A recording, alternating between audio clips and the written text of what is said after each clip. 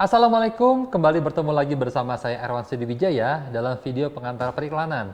Kali ini saya akan berbagi topik iklan di media digital. Materi ini akan terdiri dari 6 poin. Yang pertama, kita mulai dari struktur komunikasi, kemudian kita akan membedakan pola komunikasi di media konvensional dan juga media digital. Lalu juga kita akan belajar memahami bagaimana problem dan juga menemukan solusi yang tepat.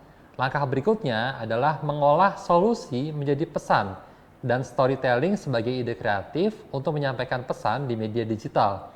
Poin terakhir adalah bedah kasus storytelling, dan pada bedah kasus ini saya akan mengajak teman-teman untuk memulai belajar membuat storytelling di media digital. Nah, baiklah, kita mulai dengan poin pertama, struktur komunikasi. Jadi, hal pertama yang harus Anda pahami bahwa ini adalah proses komunikasi. Berarti, ini ya, pertama, komunikator, ada yang ngomong. Dan kemudian, ada yang diajak ngomong atau komunikan, atau target audience. Lalu, ada pesan atau message yang disampaikan melalui media. Nah, ini ya, ini message-nya, kemudian ini medianya. Dan kemudian ada feedback yang diberikan target audience kepada brand. Nah, saat ini ada yang menarik nih, muncul istilah disrupsi media atau perubahan yang besar dan terjadi di media komunikasi.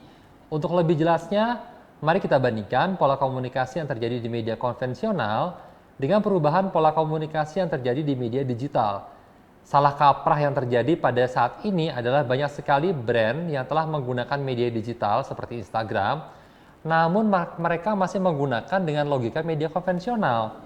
Contohnya, saat brand memposting foto di Instagram, lalu ada followers yang komen, namun brand tidak menjawab atau merespon pertanyaan tersebut. Jadi, sekarang kita coba pahami dulu ya. Nah, ini di gambar saya sudah menampilkan gambar Masjid Agung. Jadi, pola komunikasi di media konvensional pada iklan dapat kita jumpai di media cetak seperti koran atau di media radio, televisi, dan juga baliho.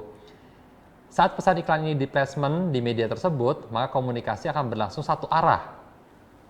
Analoginya sama seperti di gambar ini, yaitu saat takmir dari Masjid Agung Kauman mengumumkan bahwa besok akan ada sholat Idul Fitri di lapangan alun-alun utara. Maka warga Kauman yang mendengarkan akan memberikan feedback dengan datang di lapangan besok pagi, atau jika berlebaran di hari yang berbeda, maka tidak akan datang ke sana. Sama seperti saat target audience melihat iklan di baliho. Saat tertarik pada produk tersebut, ia harus mendatangi outlet atau toko untuk mendapatkan informasi lebih lanjut, atau bahkan melakukan pembelian di tempat. Nah, berbeda dengan yang terjadi di media digital. Contohnya, saat brand mulai berkomunikasi dengan target audience di Instagram, dimulai dengan memposting iklan yang disponsori, jadi yang sponsor ad itu ya, agar menjangkau pengguna Instagram di luar followersnya. Semua pengguna Instagram yang melihat iklan tersebut dapat langsung merespon di kolom komentar. Analoginya sama seperti Pak Ganjar yang bertemu dengan teman-temannya di angkringan, yang menjelaskan bahwa besok pagi akan diselenggarakan sholat Idul Fitri di lapangan alun-alun Kota Semarang. Teman-teman yang tertarik dapat langsung merespon informasi tersebut, seperti bertanya, siapa ya yang jadi imamnya? Nanti disediakan plastik atau tidak untuk sendal? Dan Pak Ganjar dapat langsung menjawab atau merespon pertanyaan tersebut. Teman-temannya dapat memberikan pertanyaan yang lebih dalam dan saling menanggapi dalam sebuah interaksi. Saat informasi diarahkan oleh penanya dan dijawab oleh Pak Ganjar, kemudian diterima, mereka akan merasakan informasi ini berharga, informasi ini penting, dan kemudian mereka akan merekomendasikan informasi ini kepada teman-teman yang lain. Bahkan, kita dapat mengkonvert iklan di media digital menjadi penjualan melalui peran admin saat membantu target audience yang berminat untuk melakukan pembelian. Nah, selanjutnya setelah kita memahami pola komunikasi di media digital yang interaktif dan berpotensi untuk saling merekomendasikan, kini kita saatnya Untuk mulai berkomunikasi dengan target audience, hal pertama yang sebaiknya kita lakukan adalah menjawab pertanyaan, kenapa sih brand harus beriklan? Kita dapat menjawabnya dengan mulai memperjelas apa masalah dari brand ini. Biasanya terdapat dua masalah yang dialami brand, yaitu produk tidak laku atau produk nggak dikenal.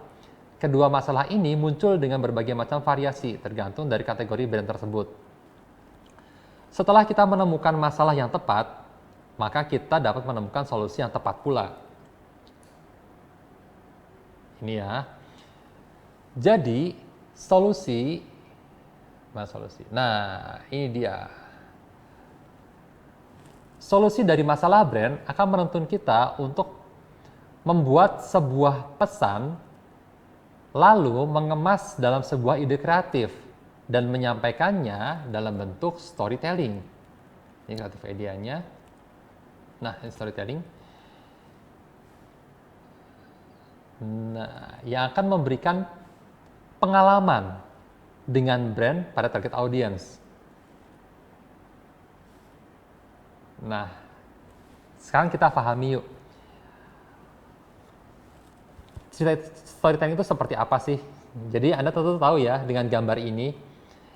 Jadi di sini teman-teman akan familiar dengan nama-nama di sini. Ada Widya, Nur, Wahyu, Bima, Badarawuni, Pak Prabu, dan juga Mbah Buyut. Mereka tentu saja bukan berasal dari drama Korea. Namun pengguna media digital yang menyukai kisah KKN di Desa Penari tentu saja familiar. Dan mereka menariknya tidak saja merekomendasikan cerita ini, namun mereka sudah mulai mengkreasikan cerita ini dengan hal yang mereka sukai. Tentu saja untuk dibagikan di sosial media. Ya contohnya kayak gini, mereka suka drama Korea, akhirnya mereka coba visual dari tokoh-tokoh KKN di Desa Penari. Jadi, jika kita melihat konten dari cerita ini memiliki kedekatan dengan pengguna sosial media, yaitu KKN, sebagai sebuah proses belajar yang diikuti oleh hampir semua mahasiswa. Jadi kedekatan ini muncul karena hampir semua orang sudah melakukan KKN atau akan melakukan KKN. Dan pengalaman tinggal di desa selama KKN menjadikan faktor kuat yang mendekatkan cerita ini dengan target audience.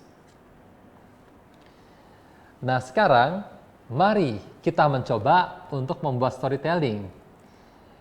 Jadi sekarang kita sudah belajar bagaimana sebuah cerita atau storytelling bisa memiliki kedekatan dengan target audience-nya.